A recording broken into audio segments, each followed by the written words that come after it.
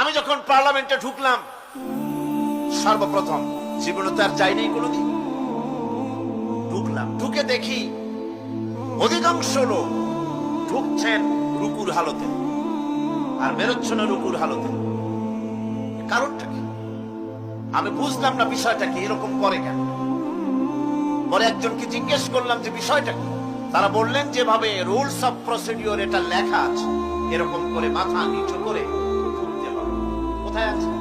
আমি rules of procedure নিলাম, দেখলাম তার ভিতরে সত্যি সত্যি লেখা আছে article number 263 rules of procedure, যে বই দিয়ে, যে বিধান দিয়ে সংসদ চলে, এর ভিতরে পরিষ্কার ভাবে লেখা রয়েছে সংসদ সদস্যগণ এই হাউসের ভিতরে প্রবেশ করাকালীন এবং বহির্গমনকালীন স্পিকারকে